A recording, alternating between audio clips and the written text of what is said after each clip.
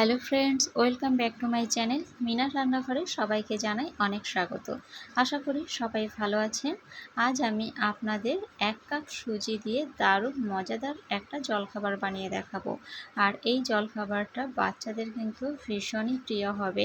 তো চলুন, ভিডিওটা কেউ স্কিপ করে দেখবেন না, স্কিপ না করে পুরো ভিডিওটি দেখার অনুরোধ রইল।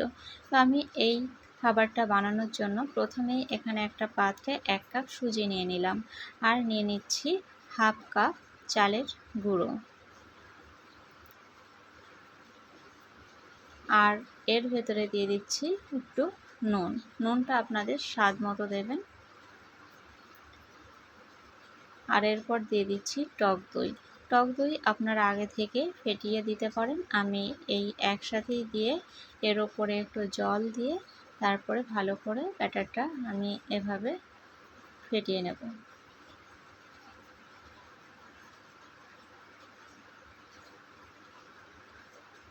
তো দেখুন, এরকম একটু পাতলা ধরনেরই ব্যাটারটা করেছি, কারণ সুজিটা আর একটু ফুলবে, তো তার জন্য একটু জলটা আমি একটু বেশি দিয়েছি। দিয়ে একটা ঢাকা দিয়ে আমি 5 মিনিটের জন্য রেস্টে রেখে দিচ্ছি। এখানে পেঁয়াজ কুচি, কারি পাতা আর কাঁচা লঙ্কা নিয়েছি, আর ধনে পাতা কুচি নিয়েছি। কাঁচা লঙ্কাটা আপনারা আপনাদের স্বাদ অনুযায়ী দেবেন, বাচ্চা খেলে সেক্ষেত্রে কম দেওয়াই ভালো। আর এখানে কারি পাতা আমি খুব কমই নিয়েছি। আর এখানটায় গ্যাসটা অন করে আমি কড়াই বসিয়ে দিয়েছি। কড়াইটা গরম হয়ে গেলে দিয়ে দিচ্ছি সর্ষের তেল। এটা আপনারা সাদা তেলেও করতে পারেন, তো আজকে আমি সর্ষের তেলেই করছি। আর ফোড়নের জন্য দিয়ে দিচ্ছি সর্ষে।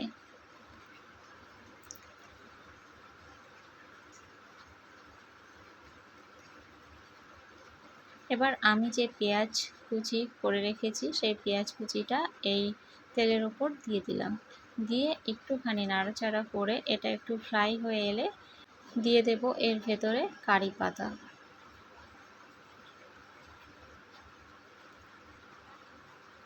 কারি পাতাটা দেওয়ার পরে এরপর দিয়ে দিচ্ছি কাঁচা লঙ্কা কুচি।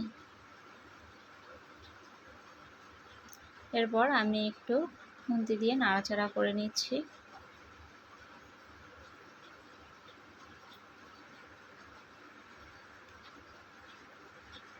এটা একটু নাড়াচাড়া করে নেওয়ার পর এর ওপরে আমি দিয়ে দেব আগে থেকে সেদ্ধ করে রাখা আলু।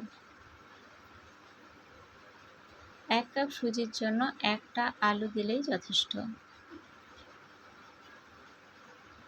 তো আমি আলুটা ভালো করে হাত দিয়ে এভাবে ম্যাশ করে এর ভেতরে দিয়ে দিলাম।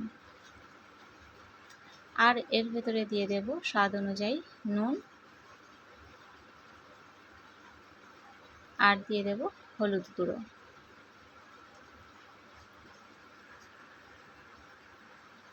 দিয়ে আবারও আমি ভালো করে মিশিয়ে নেব।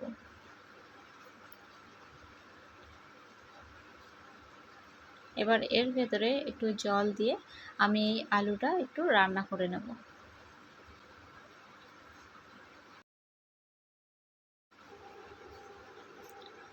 তো আমি কিছুক্ষণ এটা রান্না করার পর এরপরে আমি এর ওপর থেকে ধনিয়া পাতা কুচি ছড়িয়ে দিয়ে একটু নাড়াচাড়া করে নেব। আর এটা এরকম একটু নরম নরমই থাকবে, খুব বেশি কিন্তু এটা শুকাবে না। তো এটা একদম রেডি, আমি এবার এটা নামিয়ে নেব। আর এরপর এই যে এখানে আমি এটা নামিয়ে নিয়েছি। আর এই যে ব্যাটারটা আমি রেখেছিলাম, এবার সেটা ঢাকনাটা তুলে নিলাম।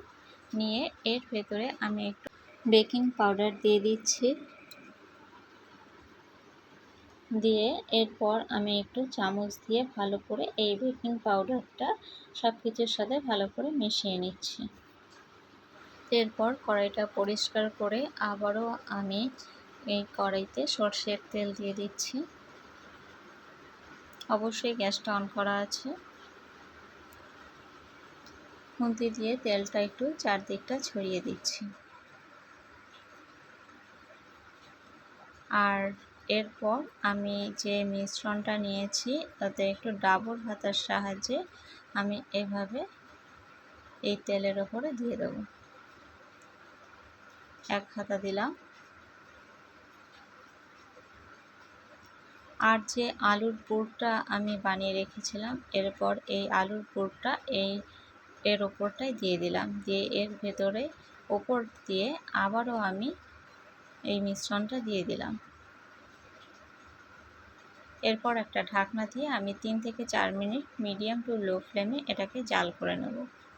তো কিছুক্ষণ পর আমি ঢাকনাটা তুলে একটু ওপর থেকে আমি আরেকটু তেলও দিয়ে দিয়েছিলাম, আর সাইড থেকে দেখুন প্রথমে মনে হচ্ছিল অনেকটা তেল দেওয়া হয়ে গেছে, আর ওপর থেকে আমি আরেকটু তেল ছড়িয়ে দিচ্ছি, আর সাইড থেকেও দিয়ে দিচ্ছি। এটা যদি ননস্টিক প্যানে আপনারা করেন তার সেক্ষেত্রে এই যে এখন যেরকম তেলটা দেখা যাচ্ছে এরকম দেখা যাবে না, সেক্ষেত্রে আর একটু ভালো হবে। তো উল্টে আমি ভালো করে ঢাকনা দিয়ে এটাকে ফ্রাই করে এবার আমি নামিয়ে নিচ্ছি।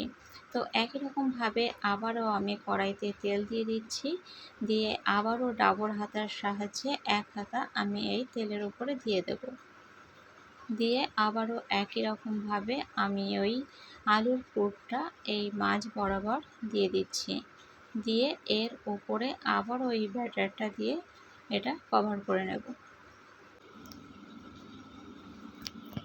তো মিশ্রণটা দেওয়া হয়ে গেলে এরপর আমি এর উপর থেকে সরষের তেলটা দিয়ে দিচ্ছি, দিয়ে তারপর একটা ঢাকনা দিয়ে আমি ঢাকা দিয়ে আবার আমি কিছুক্ষণ জাল করতে থাকবো। তারপর ঢাকনাটা তুলে নিলাম, নিয়ে এবার খুন্তি দিয়ে একটু এটা সাবধানে এভাবে উল্টাতে হবে। তারপর দুদিকটা ভালো করে ফ্রাই হয়ে এলেই এবার নামিয়ে নিলাম।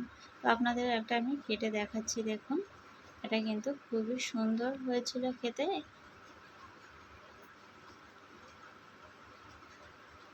একটু ঠান্ডা করে তারপরে চেষ্টা করবেন কাটার। আমি আজকে খুব বেশি ঠান্ডা হয়নি আমার, আমি কেটে নিলাম। আর এটা টমেটো সসের সাথে পরিবেশন করেছি। আপনাদের এই ভিডিওটা কেমন লাগলো কমেন্টে জানাবেন, ভালো লাগলে একটা লাইক করে দেবেন। আর চ্যানেলে যারা নতুন আছেন তারা প্লিজ চ্যানেলটা সাবস্ক্রাইব করে চ্যানেলের পাশে থাকবেন। তো যারা অলরেডি এই কাজটা করে রেখেছেন তাদেরকে তো অসংখ্য ধন্যবাদ। আজকের মতো ভিডিওটা এখানেই শেষ করছি, দেখা হবে পরের ভিডিওর সাথে। ততক্ষণ সবাই ভালো থাকবেন, সুস্থ থাকবেন। নমস্কার।